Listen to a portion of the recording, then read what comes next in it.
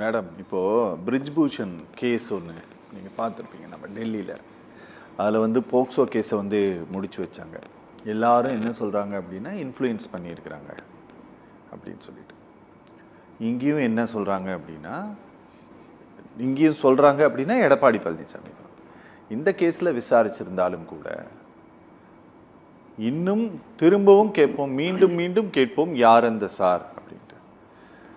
அப்போது அந்த அந்த விவகாரம் குறித்தே போலீஸ் விசாரிக்காமல் போயிட்டு தான் சார் சொன்னார்ல, ராஜாராம் சார் சொன்னார்ல, 200 சவரன் வழக்கு, இன்னொரு பெண்ணினுடைய புகார், இதையெல்லாம் இந்த கோணத்தில் இப்படி கொண்டு போயிட்டாங்க அப்படின்ட்டு அவங்க சந்தேகத்தை கிளப்புறாங்க. அது நியாயம் இல்லாததான் மேம். நீங்கள் இப்படி பாருங்களேன், எப்படி இதுல எடப்பாடி அவர்கள் என்ன சொல்றாரு, அரசு தலையிட்டு இருக்கிறது, அரசின் அழுத்தத்தால் இந்த கேஸை இப்படி நடத்திட்டீங்க அப்படிங்கிறாரு. அதற்கு அவர்கிட்ட சான்று இருந்தா கொடுக்க சொல்லுங்கிறோம், வேற ஒண்ணுமே இல்லை. இப்ப நீங்க சொன்னீங்க பிரிஜ்பூஷன் சிங் வழக்கு, நேற்று அவர் உச்ச நீதிமன்றத்தால் தில்லி நீதிமன்றத்தால் எந்த விதமான குற்றமும் செய்யாதவர் அப்படின்னு the case has been cancelled.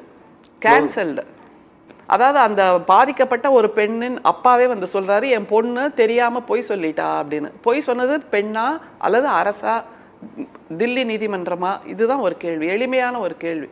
அப்படின்னா அந்த சாக்ஷி மாலிக், வினேஷ் போகத் எல்லாருமா அந்த ஜந்தர் மந்தர்ல கதறினது, அதற்காக புகாரை சொன்னது ஒவ்வொரு கேஸ் ஒவ்வொரு மாதிரி. அதனால நேத்து பிரிஜ்பூஷன் மிக புனிதமானவராக மாற்றப்பட்டிருக்கிறார். பொதுவா வாஷிங் மிஷின்ல போட்டு ஊழலைத்தான் புனிதமாக்குவார்கள், ஆனா நேத்து நீதிமன்றத்தின் மூலமாகவே அவர் மீண்டும் புனிதமாகிவிட்டார்.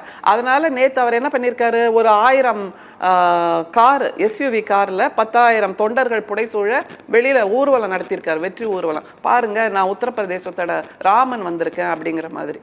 ஸோ இதற்கு இதில் யாரோட இன்ஃப்ளூயன்ஸ் இருக்குது? அவர் அவ்வளவு புனிதமானவரா அப்படிங்கிறது ஒரு கேள்வி. 6 முறை எம்பியாக இருந்திருக்கார், 6 முறையாக அவர் மேலே அப்படிப்பட்ட பாலியல் குற்றச்சாட்டுகள் இருந்திருக்கு. 2012 இருக்கு. இந்த மல்யுத்த வீரர்கள் சங்கத்திலிருந்து அவர் மீதான ஆயிரக்கணக்கான குற்றச்சாட்டுகள் இருக்கு. இது இவர் புனிதமானவர்னு சொல்லிட்டா இதில் யாரோட இன்ஃப்ளூயன்ஸ் இருக்கு? அப்போ இந்த பெண்களின் குரல் அங்கே எடுபடவே இல்லைங்கிறதான அர்த்தம். அது மாதிரி பில்கிஸ் பானு இந்த வழக்கை நம்ம நிறைய பேசியிருக்கோம், நிறைய விவாதங்கள்ல பேசியிருக்கோம். குஜராத் அரசே அந்த பில்கிஸ் பானு மீது அந்த வன்புணர்வு செய்த 11 குற்றவாளிகளை பற்றி வேறு விதமா பொய்யான ஆவணங்களை கொடுத்து அவர்களை காப்பாற்றியது அப்படிங்கறதெல்லாம் நமக்கு நல்லா தெரியும். நீங்க ஒரு குறிப்பிட்ட அதிகாரியினுடைய பெயரை சொல்லி நீங்க அந்த அதிகாரி அந்த தொலைபேசி அப்போது ஃப்ளைட் மோட்ல போட்டிருந்தது அப்படின்ட்டு சொன்னது, ஒரு பொறுப்போடு சொன்னது, அவருடைய ஹானஸ்டியை கொஸ்டின் பண்ணுறீங்களா, அவருடைய இன்டெகிரிட்டியை கொஸ்டின் பண்ணுறீங்களா இப்படின்னு நீங்கள் கேட்டீங்க, எங்களை பார்த்து கேட்டீங்க, எதிர்கட்சிகளை. எதிர்கட்சிகள் கொஸ்டின் பண்ணலை, கொஸ்டின் பண்ணது கோர்ட்டு. அவர் எப்படி சொல்லலாம்? சார் சொன்னார், அவர் வந்து இன்வெஸ்டிகேஷன் ஆஃபீஸர் கிடையாது, அவர் சூப்பர்வைசிங் ஆஃபீஸர் தான், அவர் எப்படி சொன்னார், அவர் மேலே நடவடிக்கை எடுங்கன்னு சொன்னது கோர்ட்டு. கோர்ட்டு சொன்ன பிறகுதான் அந்த விஷயம் இன்னும் பூதாகரமாக மாறினது. நீங்க ஏன் சும்மா எதிர்கட்சிகளே குற்றம் சாட்டிட்டு இருக்கிறீங்க? ஓகே, நாங்க குற்றம் சாட்டல. இதை இப்படி பாருங்க, ஒரு கிரைம் நடந்திருக்கு, ஒரு பிரச்சனை நடந்திருக்கு, ஒரு வன்புணர்வு அல்லது ஒரு பாலியல் துன்புறுத்தல் நடந்திருக்கு. உடனடியாக மக்கள் எல்லாரும் யார்கிட்ட கேள்வி கேட்குறாங்க?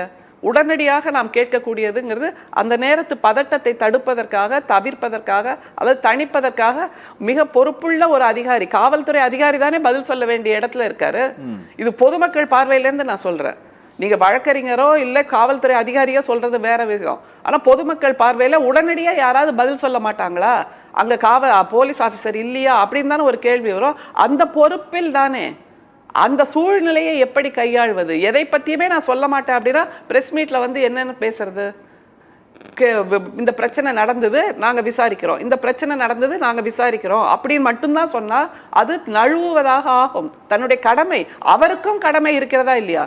நீதிமன்றத்துக்கு கடமை இருக்கிற மாதிரியே இந்த காவல்துறை அதிகாரி, ஐபிஎஸ் அதிகாரி, அவருக்குமான கடமை இருக்கு இல்லையா? உடனடியாக அவரும் ஒரு கியூரியாசிட்டியில் அதை ரெஃபர் பண்ணியிருக்கலாம், அதை வெரிஃபை பண்ணியிருக்கலாம்.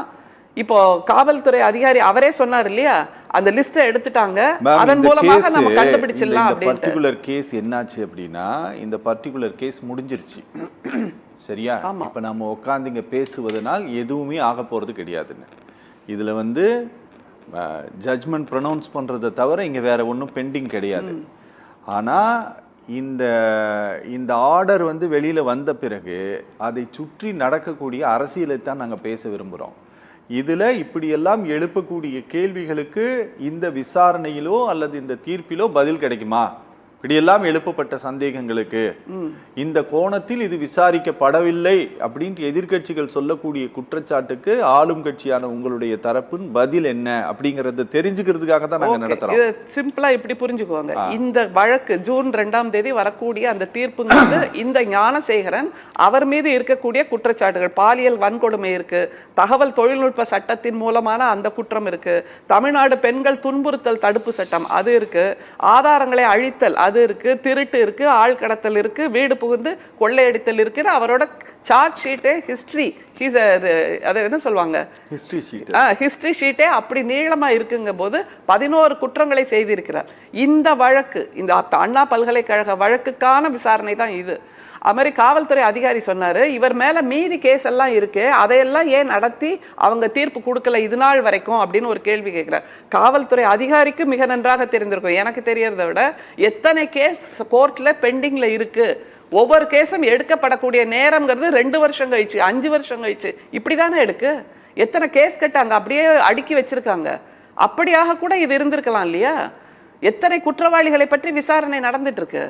அதனால இவர் உடனடியாக இதை எடுத்து முன்னின்று நடத்தியது என்பது எந்த விதத்தில் தவறு என்பதுதான் என்னோட ஒரே கேள்வி. அதனால வரக்கூடிய தீர்ப்புங்கிறது இந்த பிரச்சனைக்கான, இந்த குற்றத்துக்கான தீர்ப்பு தான். அதை தவிர தொங்கி நிற்கின்ற அந்த கேள்விகள் சந்தேகங்கள்லாம் இருக்குல்ல, அது எல்லாவற்றுக்கும் நானே ஒரு வேண்டுகோள் கொடுக்கிறேன் எதிர்க்கட்சி தலைவருக்கு அல்லது பேசுகின்ற சேலம் மணிகண்டன் போன்ற சகோதரர்களுக்கெல்லாம் ஒரு வேண்டுகோளே நான் கொடுக்கிறேன். உங்க எல்லாரோட சந்தேகங்களையும் ஒரு மனுவா மாத்தி அது என்ன கோர்ட் ப்ரொசீடிங்கோ அதுபடி நீங்கள் ஒரு வழக்கை பதிவு செய்யுங்கள், தயவு செய்து பதிவு செய்யுங்கள். இந்த விசாரணையை நீங்கள் தொடர வேண்டும் கொடுங்க. உங்கள்கிட்ட தான் வழக்கறிஞர் பிரிவு இருக்கும்ல, செய்யணும்ல. அப்ப எதிர்க்கட்சி தலைவராக இந்த சந்தேகம் எல்லாம் பொதுமக்கள் மத்தியில் இருக்குன்னு சொல்றீங்கல்ல, அப்ப அவருக்கு அதை நிவர்த்தி செய்வதற்கான பொறுப்பு எதிர்க்கட்சி தலைவருக்கு இருக்கா இல்லையா? அப்ப அவர் செய்ய வேண்டியது அவருடைய கடமை. அப்படி செய்யலேனா முதல்வராகவும் அவர் தன்னுடைய கடமையில் இருந்து தவறினார் பலமுறை. எங்களுடைய தலைவர் சொன்னதை போல மிக முக்கியமாக அது கொடுமைகளின் கூடாரமாக அவருடைய ஆட்சியை நடத்தினார். இப்போ எதிர்க்கட்சி தலைவராகவும் அவர் தோற்று நிற்கிறார்ங்கிறத நாங்க திரும்ப திரும்ப சொல்லுவோம். அதனால எங்களுடைய அமைச்சர் ரகுபதி அவர்கள் சொன்னது மிகச்சரியான வார்த்தை. மிக முக்கியமா பொத்தாம் பொதுவான்ற வார்த்தையை பயன்படுத்தினார். நான் பெண்களுக்கு சார்பாக அல்லது பெண்களின் வலிகளை புரிந்து கொண்ட சகோதரர் வழக்கறிஞர் மாதிரி இருக்கிறவங்கள நான் சொல்லல. பொத்தாம் பொதுவாங்கிறது அவர்களுடைய வலியை புரியாமல், ஒரு எம்பத்தி இல்லாமல் அந்த மாதிரி பேசுறவங்கள தான் நாங்க எப்பவுமே சொல்றோமே தவிர, சகோதரர் மாதிரி இருக்கிறாங்கன்னா சந்தோஷம், வாழ்த்துக்கள், இன்னும் பல வழக்குகளை நீங்கள் செய்யலாம். அடுத்தது நீங்க சொன்னீங்க இல்ல பல வழக்குகள் அப்படியே கரைஞ்சு போயிடுது அப்படின்றீங்கல்ல. பாபர் மசூதி இடிப்பு வழக்குன்னு ஒண்ணு இருந்ததுப்பா. கரசேவை செய்த அந்த மிகப்பெரிய தலைவர்கள்லாம் இப்போ மிகப்பெரிய பொறுப்புகள்ல இருக்காங்க. அவங்க எல்லாம் குற்றமே அற்றவர்கள்னு நீதிமன்றம் தான் சொல்லுச்சு. நீதிமன்றம் சொல்லுச்சு குற்றமே அற்றவர், சிபிஐ அதுல இல்ல, அவர்களுக்கும் அந்த வழக்குக்கும் தொடர்பில்லை, அந்த செயலுக்கும் தொடர்பில்லைன்னு சொல்லப்பட்டதா இல்லையா? அப்படிதான் சொன்னாங்க. அப்படி சொல்லல. நீங்க ஆவணங்களுடைய உண்மைத்தன்மையை நிரூபிக்க சிபிஐ தவறிவிட்டதுன்னு அப்போ அந்த ஆவணங்களை பொறுத்துதானே நீங்க நிரூபிக்க முடியும். அதைத்தான் நான் சொல்றேன். அப்ப ஞானசேகரன் மீது இருக்கக்கூடிய ஆவணங்களால் நிரூபிக்கப்படும் அப்படிங்கிறது மிக முக்கியம். அப்புறம் தகவலா சொல்லிடுறேன், அந்த வாச்சாத்தி வழக்குன்னு ஒண்ணு நடந்ததுப்பா, சகோதரருக்கு ஞாபகம் இருக்கும்னு நினைக்கிறோம். எத்தனை வருஷம் கழிச்சு அதுக்கான தீர்ப்பு கொடுக்கப்பட்டது. அது அதிமுக வழக்கு தான். அது மாதிரி தர்மபுரியில 3 பெண்கள் உயிரோடு எரிக்கப்பட்டார்கள். அதற்கு என்ன வழக்கு நடந்தது, எவ்வளவு வருஷம் நடந்தது, அதையெல்லாம் கொஞ்சம் யோசிச்சு பாருங்க. அதற்கு நான் கவிதையே எழுதியிருக்கேன். எரிகிறது எரிகிறது தர்மமே எரிகிறதுன்னு நான் எழுதின கவிதையை முத்தமிழறிஞர் கலைஞர் பாராட்டினார். இது பாராட்டினார் என்பதற்காக நான் சொல்லவில்லை. ஆனால் எப்படி நாங்கள் வெடித்து கிளம்புகிறோம் பெண்ணுக்கு ஒரு அநீதி என்றால் அந்த உணர்வை தான் நான் சொல்றேன்.